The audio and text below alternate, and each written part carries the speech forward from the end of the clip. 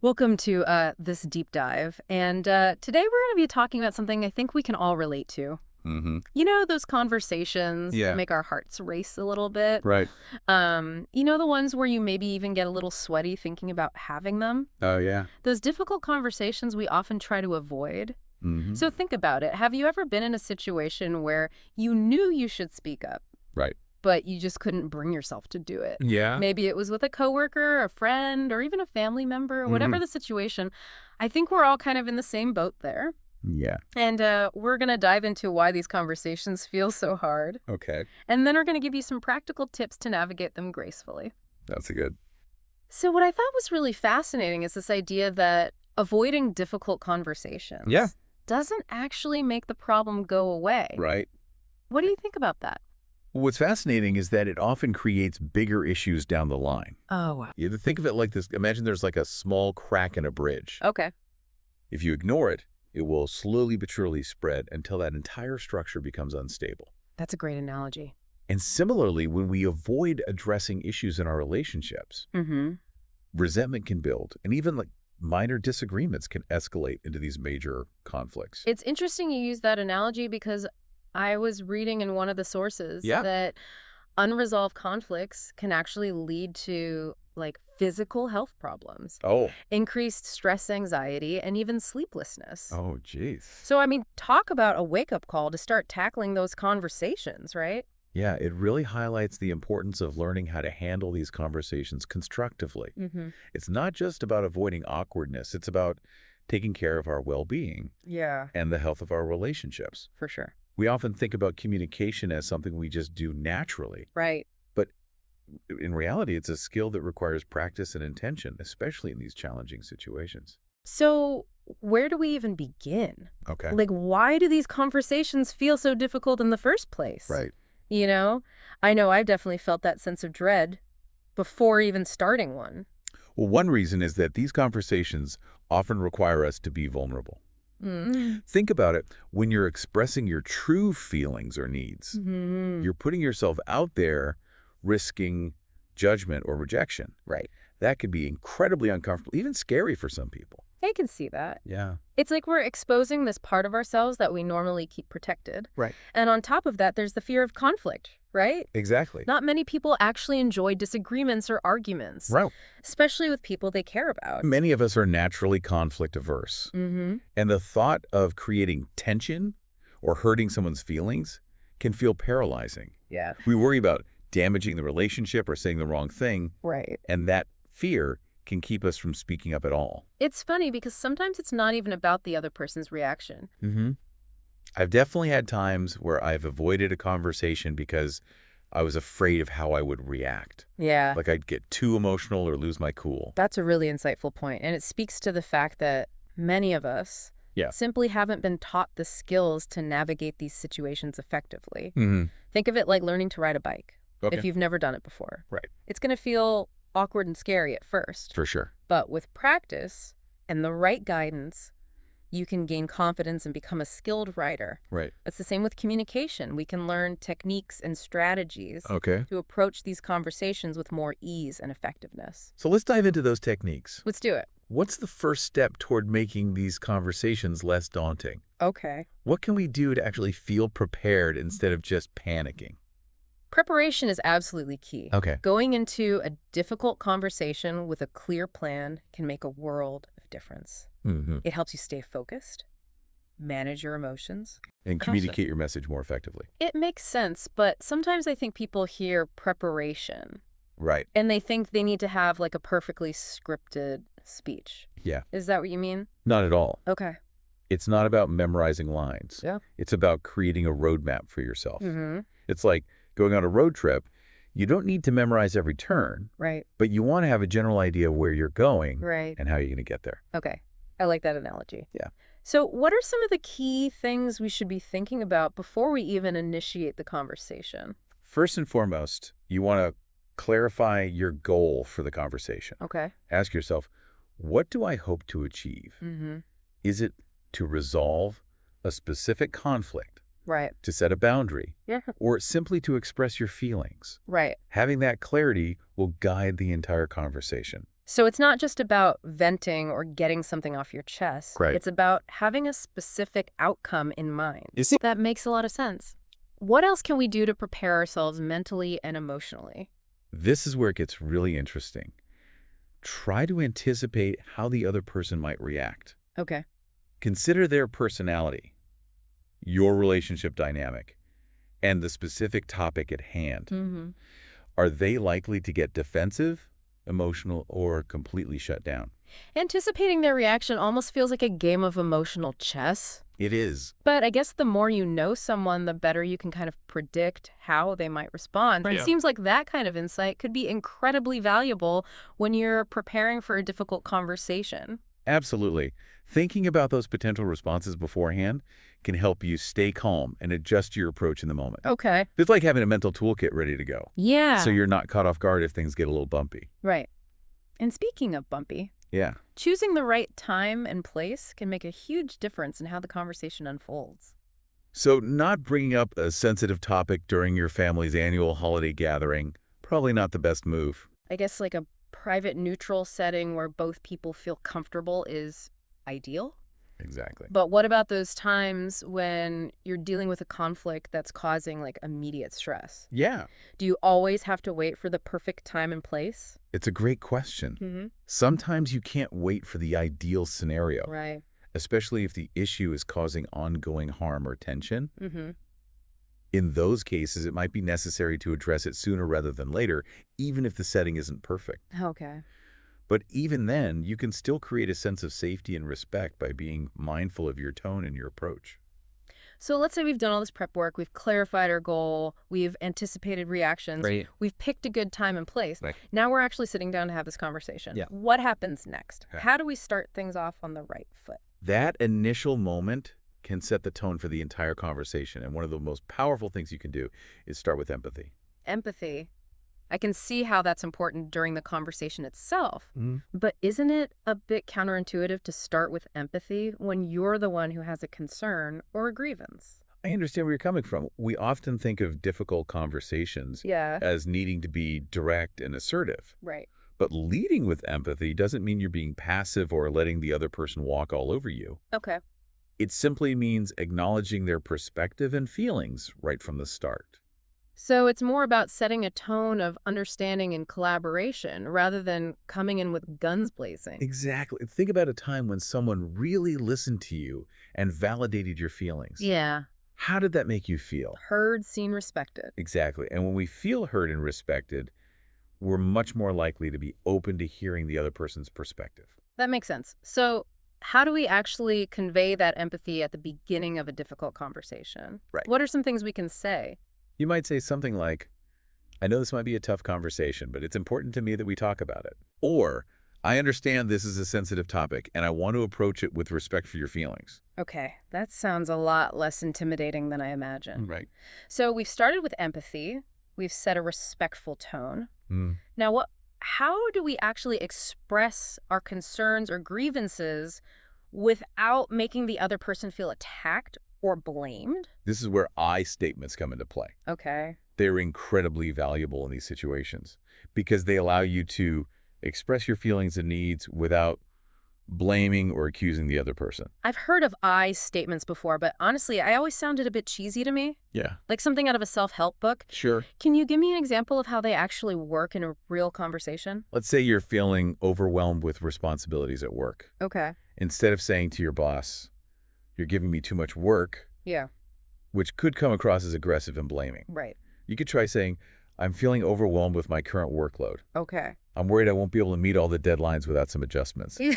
Okay, I can see how that sounds less accusatory and more focused on finding a solution. Right. It's like you're taking ownership of your feelings rather than pointing the finger. Exactly. I statements help to shift the focus from blame to collaboration. Mm-hmm. Instead of, you did this to me, it becomes, this is how I'm feeling because of this situation. Okay. It invites the other person to understand your perspective without triggering defensiveness. So instead of saying, you always interrupt me, Right. you could say, I feel frustrated when I'm interrupted because it makes me feel like I'm not being heard. Perfect example. Okay. You're clearly stating you're feeling frustration, and the reason behind it feeling unheard. And you're doing it without blaming the other person for their behavior. Okay, so we're being empathetic. We're using I statements. What else is crucial during the actual conversation? Okay. I mean, it's a two-way street, right? It's not just about expressing ourselves. Right. It's about understanding the other person as well. You're absolutely right. Active listening is paramount in any conversation. But it's especially crucial in these difficult ones. It's not just about hearing the words the other person is saying. Okay. It's about truly understanding their message, their emotions, and their perspective. Right. It's about putting aside your own thoughts and judgments for a moment and really trying to step into their shoes. I think we all think we're good listeners. Right. But how do we know if we're really doing it actively? Yeah. Is it just about nodding our heads and saying, uh-huh? It goes much deeper than that. Active listening involves a combination of verbal and nonverbal cues. Okay. First, try to resist the urge to interrupt. Even if you disagree with what's being said. Right. Give the other person space to fully express their thoughts and feelings without feeling rushed or judged. Okay. Maintain eye contact to show you're engaged. Right. And use nonverbal cues like nodding or tilting your head to show that you're paying attention. So it's about creating a space where the other person feels truly heard and seen, not just tolerated. Exactly. And one of the most powerful ways to demonstrate active listening is to reflect back what you've heard. Okay. You might say, it sounds like you're feeling frustrated because, or what I'm hearing is that you're concerned about. Okay. This not only clarifies their message, but also validates their feelings and shows that you're making an effort to understand their perspective. That makes a lot of sense. It's like you're holding up a mirror to their experience, showing them that you're really trying to see things from their side. It's a powerful technique, and it can often de-escalate a situation because it helps the other person feel understood, even if you don't agree with them. Right. Remember, the goal is to find a solution or reach a mutual understanding. Right.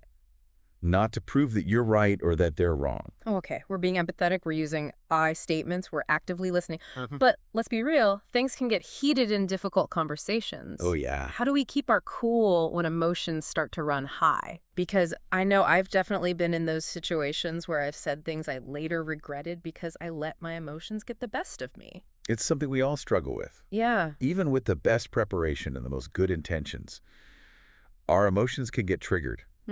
Especially when we're dealing with sensitive topics or people we care about. So what are some practical tips for staying calm and composed, even when we feel like we're about to lose it? First and foremost, remember that your emotions are valid, but they don't have to control you. Right. It's like riding a wave. Okay. You can't stop the wave from coming, but you can learn to surf it. I like that. You can acknowledge the emotion. Okay, I'm feeling angry right now. And then choose how you're going to respond to it. I like that analogy. So what are some ways to surf those emotional waves? One technique is to simply pause and take a few deep breaths. Okay. It sounds simple, but it can be incredibly effective in shifting your physiological state and calming your nervous system. When we're stressed, our bodies go into fight or flight mode. Right. But deep breathing helps to activate the rest and digest response.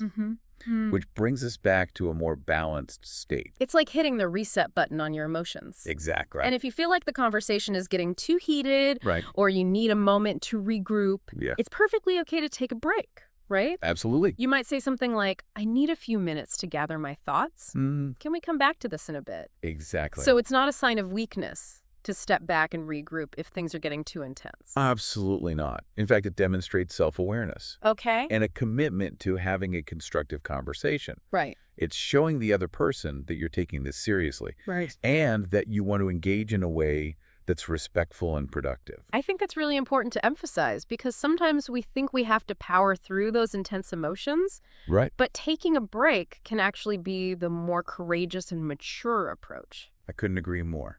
It's about prioritizing clarity and understanding over winning or proving a point. Okay, we've talked about how to start the conversation, how to express ourselves, how to listen actively, and how to manage our emotions. Right. But what about wrapping things up? Okay. What does a graceful ending to a difficult conversation look like? Yeah. Even if you haven't reached a complete resolution. That's a great question, and it brings us to one of the most important aspects of handling these conversations gracefully. Okay. Focusing on collaboration and finding a way forward. So it's not just about airing our grievances or getting things off our chest. Right. It's about actually working towards a positive outcome. Exactly. Even if it's not a perfect solution. Ideally, you want to end the conversation by collaborating on a solution or a way forward. Okay. Even if it's just a small step in the right direction. Right. This shows that you're both committed to working together to improve the situation. It seems like that kind of collaboration can be really empowering. Because it gives both people a sense of agency and control over the situation. You're right. When people feel like they're part of the solution, they're more likely to be invested in making it work. You might ask, what can we do to make sure this doesn't happen again? Or how can we better communicate with each other going forward? Those are great questions, but what about those situations where even after all the effort and good intentions, you just can't seem to find a resolution? Right. Like, what if you fundamentally disagree or have completely different perspectives? How do you end those conversations gracefully? Sometimes, despite our best efforts, we simply have to agree to disagree. Right. And that's okay. Okay. It doesn't mean the conversation was a failure. Right. It just means that you're respecting each other's boundaries and recognizing that you don't have to be on the same page about everything. It sounds like it's about focusing on the things you can control your own behavior, your willingness to listen. Right. Your commitment to the relationship, even if you can't control the other person's perspective or change their mind. That's a really wise insight. And it brings us to one of the most important mindset shifts when it comes to difficult conversations. Okay. Letting go of the need to be right. Okay. I'm intrigued. Tell me more about that. Often we go into these conversations with this underlying need to prove our point or convince the other person that our perspective is the correct one. Right. And that can create a lot of tension and resistance.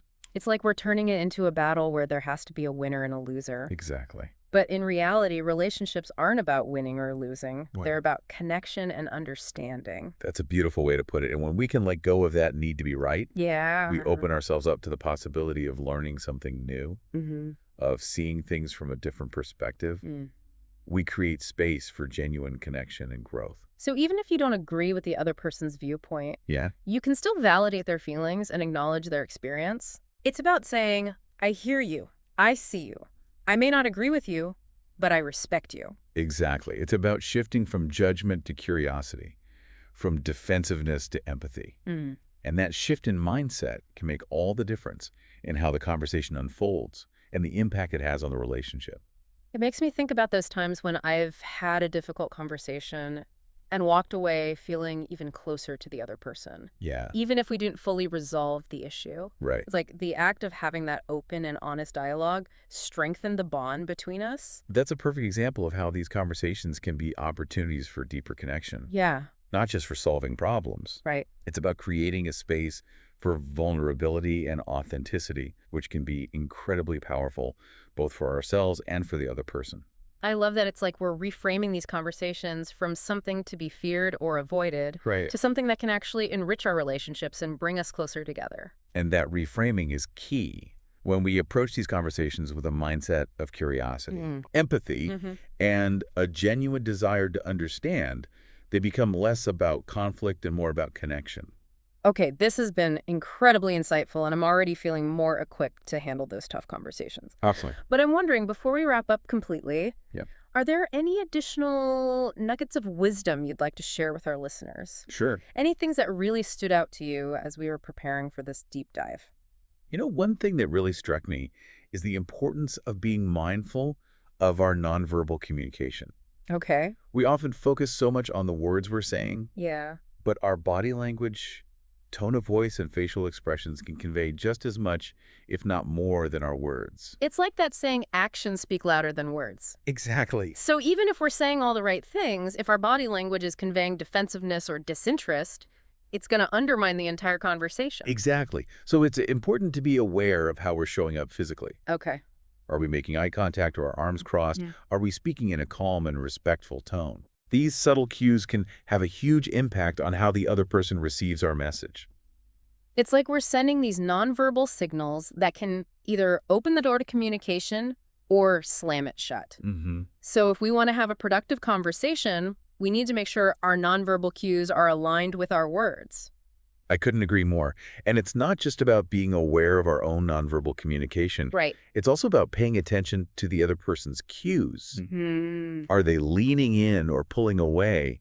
Do their facial expressions match their words? Yeah. These observations can give us valuable insights into how they're feeling and help us adjust our approach accordingly. It's like we're becoming emotional detectives looking for clues to help us understand the other person's experience and navigate the conversation more effectively. I love that. It's a powerful skill to cultivate. And it's something we can practice in all of our interactions, not just the difficult ones. Right. The more attuned we become to nonverbal cues, the more effective communicators we become in all areas of our lives. Okay. This has been incredibly insightful, and I'm already feeling more equipped to handle those tough conversations. Awesome. But I'm wondering, before we wrap up completely, are there any additional nuggets of wisdom you'd like to share with our listeners? Sure. Any things that really stood out to you as we were preparing for this deep dive? One thing that really struck me was this idea that difficult conversations aren't just about problem solving. Okay. They're about relationship building. Okay. When we approach these conversations with grace, empathy, and a genuine desire to understand, we're not just resolving conflicts. Right. We're strengthening the bonds that connect us. That's a beautiful way to put it. It's a reminder that these conversations, even though they can be challenging, are ultimately about connection and growth. Exactly. And sometimes the most difficult conversations can lead to the most profound breakthroughs in our relationships. Wow. They can create a space for deeper understanding, vulnerability, and intimacy. So the takeaway here is that even though these conversations can feel scary, they're not something to avoid. Right. They're opportunities for growth, both individually and in our relationships. Absolutely. And the more we practice these skills, empathy, active listening, clear communication, the easier and more natural these conversations become. I love that it's like anything else in life, the more you do it, the less daunting it feels. Right. And who knows, maybe one day we'll even start looking forward to these conversations, knowing they can be catalysts for positive change. I hope so. Me too. Well, this has been an incredible deep dive. Thank you so much for sharing your expertise with us. My pleasure. And to our listeners, as always, thank you for joining us, and we'll see you next time.